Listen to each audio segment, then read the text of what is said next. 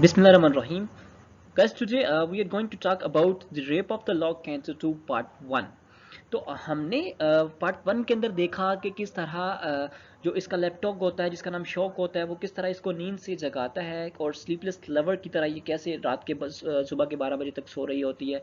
ठीक है, उसके बाद ये इस सेल्फ इसकी ख्वाब के अंदर आके इसको कैसे मतलब बी अवेयर करता है कि आपने सभी चीज़ों से बच के रहना है क्योंकि something is going to wrong with you.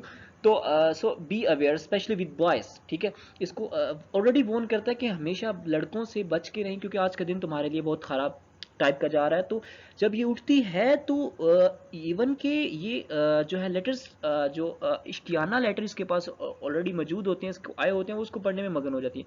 तो इस तरह मगन हो जाती है कि वो जो सेल्फ ने इसको वॉर्न किया था उसके बारे में भूल ही जाती है कि सेल्फ ने मुझे वॉर्न भी किया था या नहीं किया था। फिर उसके बाद जब ये लेटर्स पढ़ के फ्री होती है तो उसकी जो मेड होती है बैठी उसकी मदद से और उसकी कुछ दूसरे हेल्पर्स होते हैं उनकी मदद से ये तैयार होती है और इंतहाई खूबसूरत लगती है। और इसके बाद ये सफ़र पर रवाना हो जाती है और ये भूल जाती है कि सेल्फ ने इसको क्या कहा। तो अब कैंटो 2 के अंदर हमने ये डिस्कस करना है कि जब ये कश्ती के अंदर सवार होती है तो एवरी आई इवन के every I was fixed on just on the Belinda. ठीक है, हर आई जो थी हर इंसान की आंख वो सिर्फ ब्लेंडा के ऊपर टिकी हुई थी कि ब्लेंडा कितनी खूबसूरत लग रही थी। ठीक है, इवन के जो यहाँ का इस हमारे टॉपिक के अंदर जो कैंटो 2 के अंदर जो विलन आता है जिसका नाम बैरन होता है वो भी इसके लॉक को देखता है। जब इसके लॉक को देखता है तो वो इवन की इसकी प्रेज करता है, इसकी तारीफें करता है इसके सामने जाके और फिर वो सोचता है कि मैं तो इसको हासिल करके रहूँगा। ठीक है, इवन के वो बड़े बड़े जो है खुदाओं से मांगता है, स्पेशली जो खुदाए मोहब्बत होता है, जो मोहब्बत का खुदा होता है, उससे भी इसकी प्रे करता है जो कि इसकी दुआ कबूल हो जाती है। और कबूल क्या होती है कि वो असल में ना वो मुंतशिर हो जाती है हवा के अंदर। तो जब मुंतशिर हो जाती है तो टूटी फूटी दुआ इसकी पहुँचती है। तो जब टूटी फूटी दुआ वो सुन लेते हैं तो सिर्फ इसकी दुआ पहुंचती है सिर्फ इसके ब्लिंडा के लॉक्स को हासिल करने के बारे में। तो इवन कि ये हासिल कर भी लेता है। लेकिन इस कैंटो के अंदर हम देखेंगे, लेकिन आज के पार्ट के अंदर हम सिर्फ यही देखेंगे कि सेल्फ किस तरह इसको प्रोटेक्ट करते हैं, किस तरह इसके ऊपर अपना छाता बना लेते हैं। ठीक है, मतलब किस तरह सेल्फ यहाँ पे ड्यूटीज लगाते हैं अपने दूसरी जो इसके कंपेनियंस होते हैं कि यू आप इसकी ये पार्ट की हिफाजत करेंगे, आप इसकी ये चीज़ की हिफाजत करेंगे। और खुद जो मेन सेल्फ होता है वो उसके शौक की हिफाजत करता है, मतलब इसके लैपटॉप की हिफाजत करता है। सो आई थिंक सो कि काफ़ी है इसका इंट्रोडक्शन, so हमें शुरू करना चाहिए। So let get start. Not with more glorious in the ethereal plains. Ethereal plain मतलब एक लतीफ़ बड़ा सा मैदान होता है। ठीक है, फिर उसकी बात कर रहे हैं the sun first rises over the purples mean. Purples mean होता है कि जैसे यू कैन से डैट के सूरज टाइप की जो चीज़ होती है या अर्गवानी समंदर टाइप की जो चीज़ होती है उसको कहते हैं। कहते हैं कि इससे जब ये बाहर निकली है ना, प्लेन अब कश्ती के ऊपर आती है तो इस तरह ये चमक रही थी कि ये असल में इसकी ब्यूटी को कंपेयर कर रहा है सूरज की ब्यूटी के साथ। ठीक है, ये मेटाफोरिकल लाइंस हैं दोनों। और इसके अंदर वो बताता है कि इस तरह तो कभी सूरज भी नहीं चमका इस लतीफ मैदान के अंदर, मतलब इस तरह तो सूरज भी नहीं चमकता जितनी ये ब्राइट स्पार्कलिंग लग रही है। ठीक है, फिर वो कहता है कि the sun first rises over the purples mean, मतलब सूरज सबसे पहले अर्गवानी समंदर पर चमकता है। ठीक है, जिस तरह मतलब ये निकलती है ना तो इसकी जो ब्यूटी है ये पहले इस जैसी ब्राइटनेस, इस जैसी बीम्स कभी भी एथरियल प्लेन्स के ऊपर नहीं आई, इवन के सूरज की भी नहीं आई जितनी ये स्पार्किंग एंड ब्राइटनेस लग रही थी। ठीक है, thus issuing the fruits the rivals of his beams. कहता है कि फिर वो अपनी किरणें जारी करती है। ठीक है, इशिंग फोर्थ मतलब जारी करना और राइवल मतलब हरीफ जो इसकी किरणें होती है ना इसकी ब्यूटी की वो जारी करती है, मतलब इसकी खूबसूरती से निकल निकल लोगों के मुंह पर पड़ रही होती हैं। Launched on the bosom of the silvers Thames. Thames होता है ये यूरोप के अंदर एक दरिया है। सिल्वर इसलिए होता है कि क्योंकि इसकी ये बहुत ज़्यादा चमक रही होती है, इसकी ब्यूटी बहुत ज़्यादा होती है, इसलिए सिल्वर बीम्स का नाम दिया गया है। कहता है कि ये अब सिल्वर बीम्स के ऊपर तैर रही होती है, मतलब कश्ती इसकी सिल्वर बीम्स के ऊपर रुकी हुई होती है। Fair names and well dressed youth around her shown. और फिर क्या होता है कि खूबसूरत खवातीन और खूबसूरत लबास के जो नौजवान होते हैं वो दरिया थेम्स के पास, मतलब इसके ऊपर इसके साथ मौजूद होते हैं। फिर but every I was fixed on her alone, लेकिन हर आई जो हर इंसान वो सिर्फ इसी की तरफ देख रहा था, सिर्फ इसी की ब्यूटी को अडोर कर रहा था। On her white breast sparkling cross she war, ठीक है। फिर वो यहाँ पे क्या कहता है कि अपने सफेद सीने पर, अपने वाइट सीने पर वो एक चमकदार स्लीप किस्म की होता है, स्लीप टाइप की जो होता है उसे पहने हुए होती है। कहता है विच ज्यूस मतलब जो जिनका अकीदा होता है माइट किस, वो भी इसको अडोर करते हैं। इवन के एंड द इनफीडियल्स अडोर, इवन के इनफीडियल्स का तो वो तो किसी को भी नहीं मानते ना, इवन के इनफीडियल्स भी इसकी ब्यूटी को अडोर करते हैं कि यार यू आर लुकिंग गॉर्जियस, ठीक है। मतलब इसकी ब्यूटी को अडोर कर रही थी वो, मतलब ये इतनी खूबसूरत लग रही थी कि इनफीडियल्स टाइप के लोग भी इसकी ब्यूटी को मानने पर रजामंद हो गए। Her lovely looks are sprightly mind disclose, even के इसकी जो जिंदा दिल जो झलक थी ना, इससे देखने के बाद इसकी जो खुश तबी थी, वो भी खुश तबी की जिसकी तबीयत थी वो भी जाहिर होती थी। क्विक एज हर आइज, अब ये अपनी आंखों की तरह इतनी तेज है, मतलब होशियार है। एंड एज अनफिक्स्ड एज दोस्त, मतलब उसकी आंखें जो थी वो हर तरफ घूम रही थी, मतलब इसकी आंखें तेज चमकदार थी जिस तरह ये वो खुद साकन थी, ठीक है। Favours to none to all she smiles extends, ठीक है। मतलब वो किसी के ऊपर भी किसी किस्म का कर्म नहीं कर रही थी, मतलब हर किसी को देख रही थी और हर किसी को देखकर स्माइल भी कर रही थी। हर इंसान को जैसे ऐसे लगता है कि किसी होशियार लड़की है, समटाइम ऐसा होता है कि वो फॉर एग्जांपल उसके साथ उसके पास 10-15 लोग हों, मतलब उसके बीएफ ही हों, तो कुछ ऐसे भी खिलाड़ी होते हैं कि जो ऐसी इस टाइप की मुस्कुराहट करते हैं कि सबको यही लगता है कि ये मेरी तरफ देख के मुस्कुरा रही है, ये मेरी तरफ देख के मुस्कुरा रही है, ये मेरी तरफ देख के मुस्कुरा रही है। मतलब ये भी इवन के शक किसी को होता ही नहीं है कि ये यार उसकी तरफ देख के मुस्कुरा रही है, मेरी तरफ नहीं मुस्कुरा रही। इवन को इतने वो पापी होते हैं या खिलाड़ी होते हैं। Oft she reject but never once offends, फिर उनमें से ऐसे भी होते हैं कि वो कुछ ऐसे भी होते हैं जिनको वो नज़रअंदाज भी करती है, लेकिन इस तरह का इस टाइप का नज़रअंदाज नहीं करती कि उसको मतलब ऐसे लगे कि जैसे किसी मुजरिम को नज़रअंदाज नहीं किया जा रहा, ऐसे नहीं, बिल्कुल बिल्कुल एक मतलब इस अंदाज से कि अगले बंदे को मतलब फील भी ना हो। Bright as a sun her eyes the gazer strike, मतलब इसकी गलतियों को छुपा सकता है कि अगर इसके पास छुपाने के लिए कोई गलती ना हो, ठीक है। तो जब इसकी आंखें के अंदर ऐसी चमक थी जिस तरह के मतलब ब्राइट एज ए सन, जिस तरह की सूरज की अंदर चमक होती है ना, सूरज की ब्राइट होती है, इस तरह इसकी आंखें इतनी ज्यादा चमकदार थी, मतलब सूरज की रोशनी की मानद इसकी आंखें इतनी तेज चमक रही थी कि देखने वालों से ये टकराती थी। And like the sun she science on all alike, ठीक है। और सूरज ही की मानद वो मतलब इसकी आंखें हर एक पर बराबर पड़ रही थी और वो बराबर ही अलो एक सिमिलरली इन इक्वल वे के अंदर वो चमक रहे थे। But yet graceful is, yet grateful is in the sweetness void of the pride, लेकिन यहाँ अगर हम बात करते हैं तो फिर यहाँ वो कह रहा है कि फिर भी इसका आम सा मतलब शान शौकत का जो अंदाज था और फख्र के बगैर था, ठीक है। और फख्र के बगैर बगैर किसी मिठास बड़े लहजा के, ठीक है। Might height her fault, might hide हर फॉल्ट्स, वो क्या करती थी कि हर फॉल्ट को छुपा देती थी, ठीक है। If belles had faults to hide, ठीक है। और इसकी गलतियों को छुपा सकता था कि अगर इसके पास छुपाने के लिए कोई गलती है, ठीक है। तो अगर कोई छुपाने के लिए गलती है भी तो इस तरह का वो मतलब शानो शौकत मतलब इस तरह की वो मिठास भरा इसका लहजा था कि अगर इसके पास कोई मिस्टेक थी भी तो इसका लहजा ऐसे आइडेंटिफाई कर रहा था कि जैसे यही मतलब एक टूटा हुआ सितारा जो होता है ना, बिल्कुल पाक साफ, ये बस ही उन्हीं एलियन में से कोई एक है। And if to her share some females errors falls, ठीक है। और यहाँ पे बेसिकली अगर कहता है कि अगर इससे कभी कोई गलती या कोई मतलब सर्द हुई भी हो, looks on her face and you will forget him all, ठीक है। और इसके चेहरे की तरफ देखो और तुम सब कुछ ही भूल जाओगे। यहाँ मतलब इन शॉर्ट ये बताने की बात कर रहा है कि इससे अगर ये कुछ गलत भी थी, मतलब अगर इसके करेक्टर कुछ गलत भी था, तो इसकी ब्राइटनेस, इसकी आंखों की मतलब ये जो चांद दहाइयाँ देने वाली रोशनी होती है ना, उस टाइप की थी कि मतलब जिसके ऊपर पड़ती थी ना तो वो ब्राइट हो जाता। मतलब अगर माइनर सी इसके गलती भी थी तो इसकी ब्राइटनेस जितनी जो थी उसकी गलती को ढांप देती थी, मतलब इसको छुपा लेती थी वो खुद के, इतनी वो मतलब ब्राइट थी। तो यहाँ पे एक्चुअली वो ये बताना चाह रहा है कि अगर किसी को गलती लगती थी भी थी कि इसकी गलती है तो वो उसकी तरफ देखता था तो इसके चेहरे की तरफ देख के वो सब कुछ ही भूल जाता था।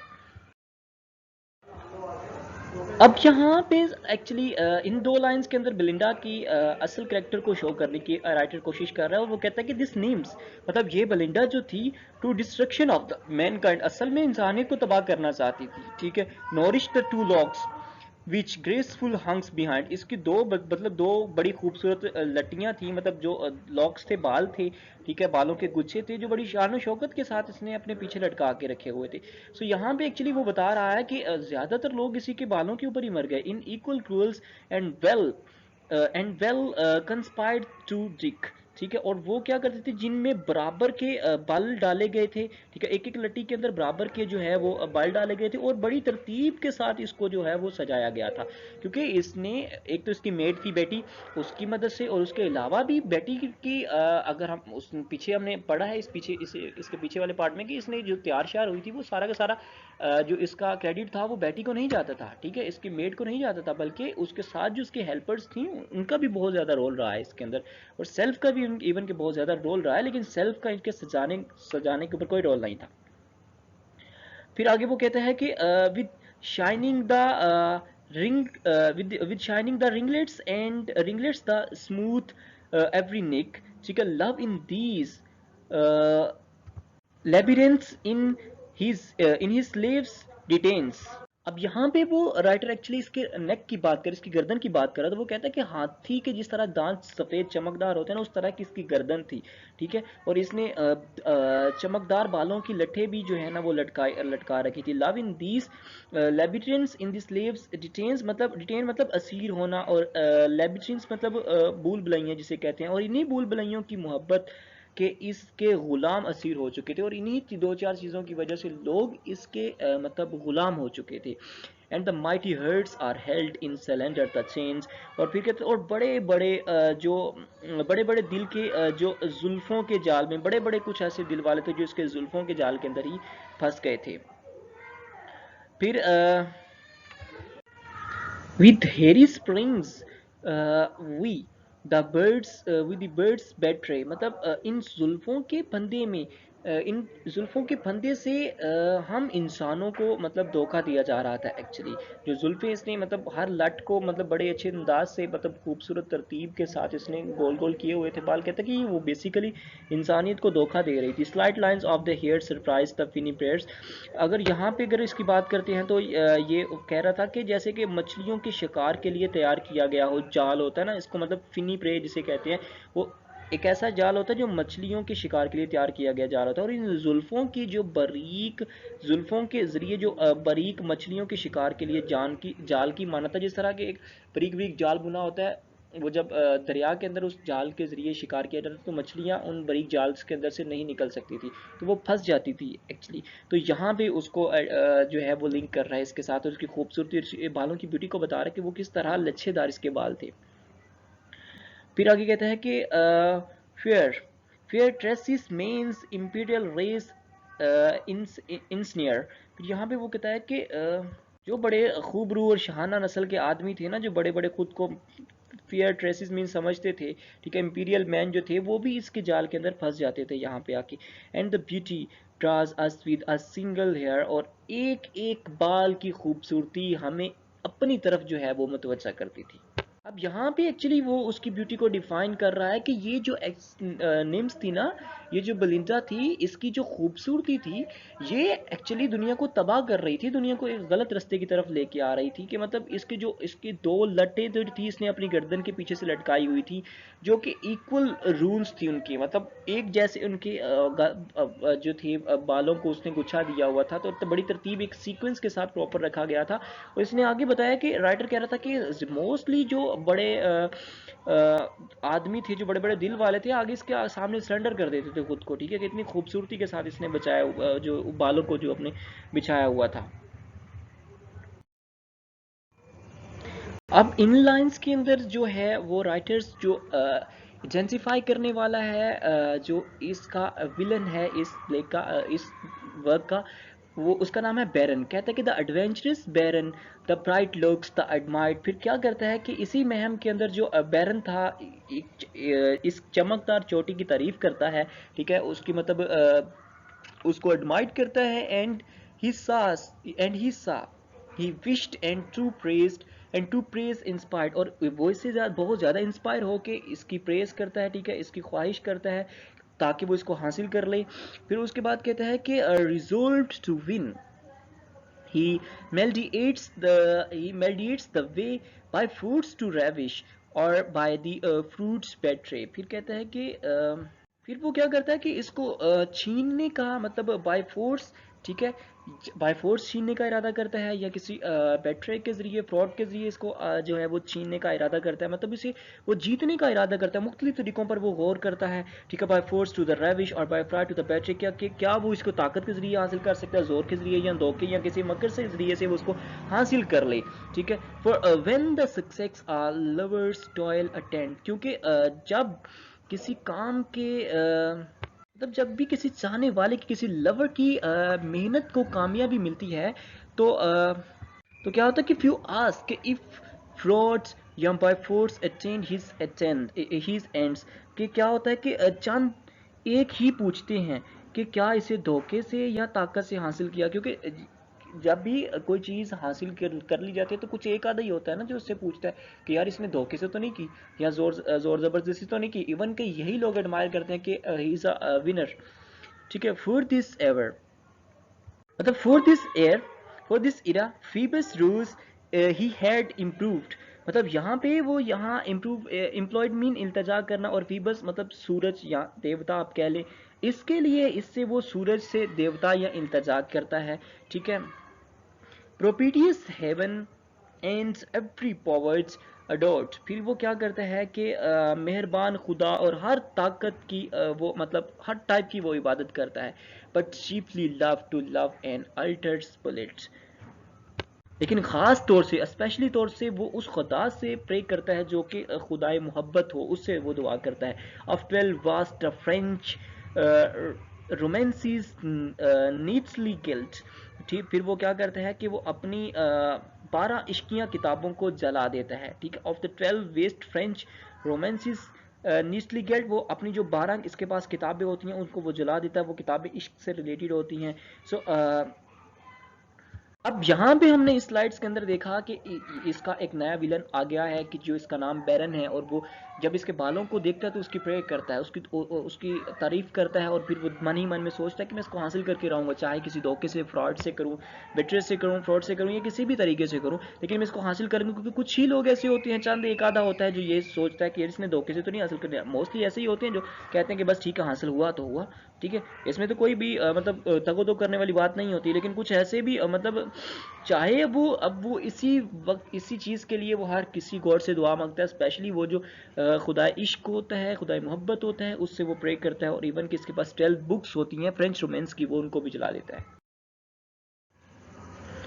फिर यहाँ पे वो क्या करता है कि दे ले थ्री गर्टर्स होते हैं कि जो मोजे तस्मे होते हैं ना, उसको बांधने का जो फीता होता है उसकी बात कर रहा है, half a pair of the gloves, और फिर वो वहाँ पर कुछ गेटर्स को रखता है और कुछ दस्ताने रखता है, मतलब एक दस्ताने का जोड़ा रखता है, हाफ दस्ताने का जोड़ा रखता है। And all the trophies of his farmer loves, और इसकी जो गुज़श्ता मतलब जो पिछली मोहब्बतें होती हैं उसकी तमाम निशानियों को, ठीक है, with टेंजर blade stocks her blade stocks he lights the prayers, मतलब वो फिर वो नर्म नाजुक इश्किया खतूत को ढेर कर कर जला देता है, जितने भी उसके पास खतूत होती है ना वो सबको जला देता है। एंड ब्रीथ्स थ्री अमोरस सिंग्स टू रेस द फायर, फिर वो वहाँ पे क्या करता है और आग को सुलगाने के लिए दो से वो मतलब क्या करता है 2-3 दफ़ा जो है कि वो मोहब्बत भरी आग भरता है आग को जलाने के लिए, ठीक है।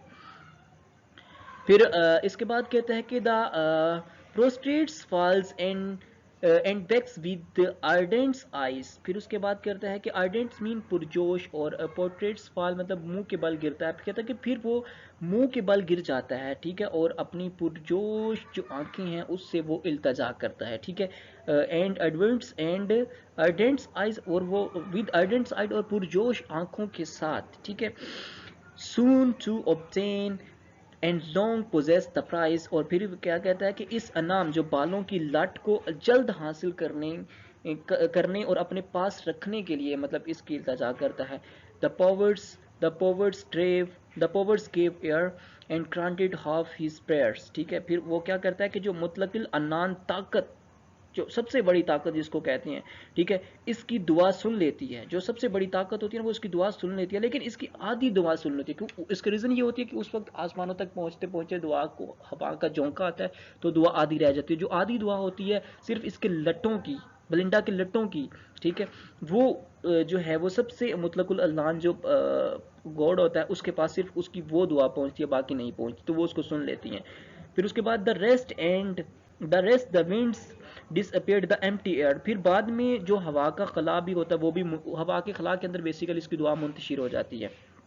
But now secure the painted vessels glides, फिर उसके बाद लेकिन अब बेलिंदा की कश्ती, मतलब जो दरिया होता है थेम्स जिसकी हमने पीछे बात की है, इसके ऊपर बहती है, ठीक है। फिर उसके बाद the sunbeams trembling on the floating tides, फिर उसके बाद कहता है कि जो बल खाती हुई लहरों, ठीक है, पर समुंदर की शुआएं कप कपाती हैं। फिर कहते हैं कि while melting music steals upon the sky, फिर स्टील म्यूजिक होता है, स्टीलिंग म्यूजिक होता है, सेल्टिंग म्यूजिक होता है, दिल को लुभाने वाली, दिल को बड़े मतलब छू के जाने वाली, उसको कहते हैं कि मेल्टिंग म्यूजिक, ठीक है। कहते हैं कि फिर दिल को लुभाने वाली मौसीकी आसमान की वस्तुओं तक फैल जाती है। And soften sounds along the water die, फिर वो क्या करती है कि और नर्म नाजुक आवाज पानी के साथ बहती चली जाती है। Smooth flow the waves the cyphers gently play, और फिर क्या होता है कि जो लहरें होती हैं वो जो उसके ऊपर तैर रही हैं वो नरमी से तैरती हैं और ठंडी हवा जो है वो हर तरफ चलना शुरू हो जाती है। All Belinda smiled and all the world was gay, फिर बेलिंडा क्या होती है, मुस्कुराती है और पूरी दुनिया जो है वो गे हो जाना शुरू हो जाती है, मतलब चमकना शुरू हो जाती है। All but the self with careful thoughts oppressed, फिर क्या होता है कि सब खुश थे लेकिन सिर्फ हवा की जो हवा की देवी है वो महतात सोचों के साथ परेशान है। मतलब जो सेल्फ थी हवा के साथ कुछ होती हैं, कुछ मिट्टी के साथ बनी होती है, कुछ आग के साथ होती हैं, ये डिफरेंट एलिमेंट्स के साथ जो बनी होती है, लेकिन जो हवा की देवी थी वो सोचों के अंदर होती है, क्योंकि सेल्फ ने ऑलरेडी उसको वॉर्न किया हुआ था कि मर्दों से बच के रहना, आज कुछ ना कुछ बुरा होने वाला है, सो वो इसलिए परेशान थी। द impending वो sets heavenly on his breast, ठीक है। फिर वो क्या होता है कि वो बेलिंडा के सर पर मुंडलाते हुए खतरे को देख रही थी। असल में बेसिकली रीजन ये है कि द impending वो sets heavenly on his breast, जो वो क्या वो बेलिंडा की जो सर के ऊपर खतरा मुंडला रहा था वो उसके लिए परेशान थी। he demonstrates his denizens of the air, denizens meaning होते हैं जो बशिंदे होते हैं, और समन्स मतलब जो बुलाना होता है। वो कहता है कि वो अपनी हवाई मखलूक को बेसिकली वो बुला रही थी सबके ऊपर, क्योंकि यहाँ पे वो अपने सारी सारी मखलूक़ात को बुलाती है और यहाँ इसको प्रोटेक्ट करने के लिए अपने पूरी अमले की एक ड्यूटी लगा देती है कि तुमने इस बेलिंडा की इस पार्ट की तुमने ड्यूटी करनी है, इस पार्ट की तुमने ड्यूटी करनी है, इस पार्ट की तुमने करनी है, ठीक है। फिर कहता है कि the lucid sequendous round the sails repair, फिर सेल मतलब कश्ती, ठीक है, और जो sequendous होता है वो हफाजती फौज का दस्ता होता है, ठीक है।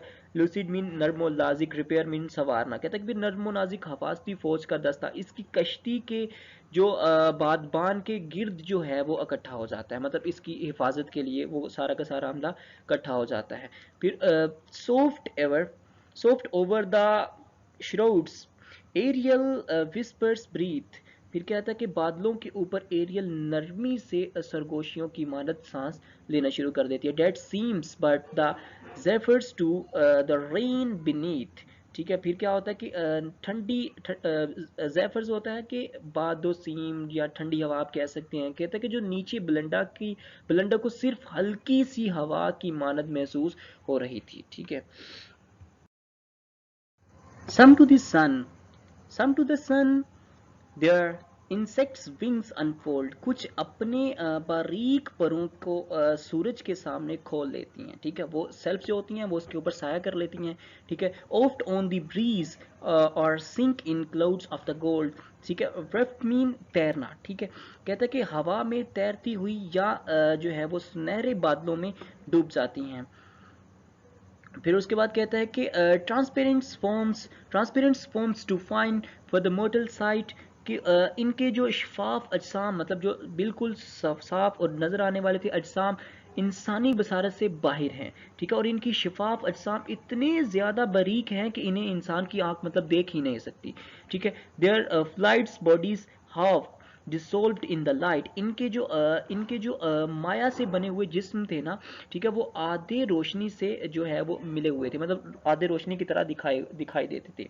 फिर loose to the winds loose to the wind their airy garments view, ठीक है। लूज मतलब जो इर्द गिर्द होता है, लूज उसको कह सकते हैं, इर्द गिर्द का वो मौसम जो था, इसके हवा से बने हुए अजसाम हवा के इर्द गिर्द हवा में उड़ रहे थे, क्योंकि सेल्फ बहुत सी किस्म के होते हैं, जिस तरह मैंने आपको ऑलरेडी डिफाइन कर दिया है। तो यहाँ सभी सेल्फ की ड्यूटी लगाई गई थी इसको डिफाइन करने के लिए।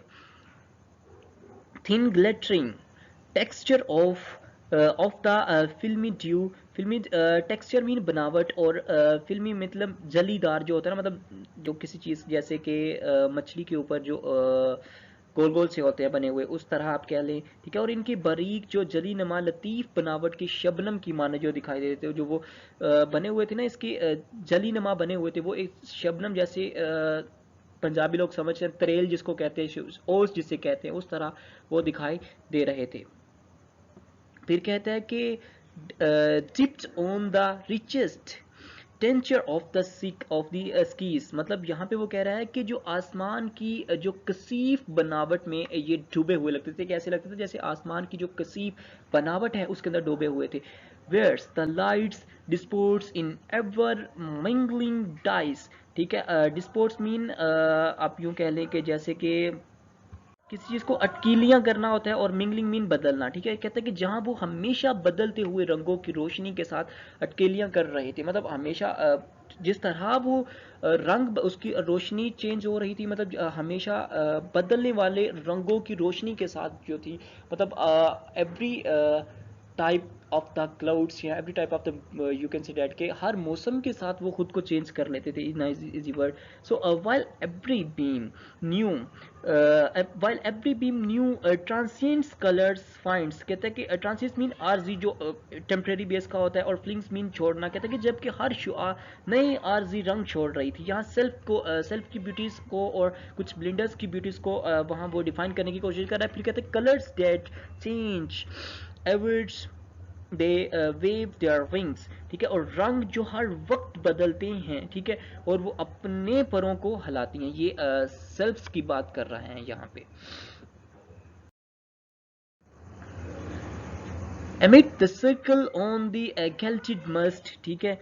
एमिट मीन दरमियान के अंदर, और गैल्टिड मीन जो मालमा किए हुए हैं, तो मस्ट मीन जो आप कह लें कि मस्तूल जिसे कहते हैं। कहते हैं कि इस दायरे में इस दायरे के दरमियान जो है, मतलब सब इसको दायरे के अंदर लिया हुआ था, सभी इसकी इर्द गिर्द उड़ रहे थे, ये दरमियान के अंदर थी। Superior by the head was aerial place, जो इनका सबसे बड़ा था ना, सबसे आला रुतबे में एरियल वो इस बैठी हुई थी, ठीक है, वो भी उधर ही थी, ठीक है। ही his purples penis opening to the sun। अब यहाँ पे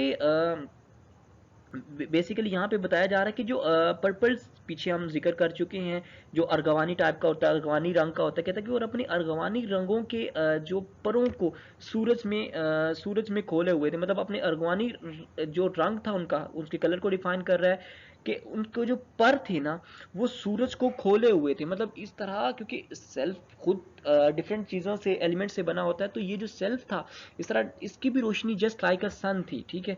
ही raised his azure whence the winds and thus began, ठीक है। और यहाँ पे वो कहता है कि अपनी जो नीली जादुई छड़ी थी वो ऊपर की तरफ उसने उठाई हुई थी, और इस तरह उसने जो है वो बोलना शुरू किया, ठीक है। आगे हम आई थिंक सो कि ये का बहुत ज़्यादा हो रहा है, तो हम जहाँ ही स्टॉप करते हैं इसको। सो हम कल के लेक्चर के अंदर हम बताएंगे कि उसने क्या जादुई छड़ी जो आसमान की तरफ उठाई हुई थी, उसके उठाकर वो क्या बोलना चाह रही है। सो भी सो वी कंटिन्यू, हम अपने नेक्स्ट पार्ट के अंदर इसको डिफाइन करेंगे। So please don't forget to subscribe and like and share our channel if you understand, then I hope so कि know you understand very well, क्योंकि काफ़ी वक्त हो गया आपके साथ खपते हुए, देन प्लीज़ एक तो सब्सक्राइब बनता है ना। So thank you very much, आपने टाइम दिया हमें। सो मिलते हैं कल के लेक्चर के अंदर।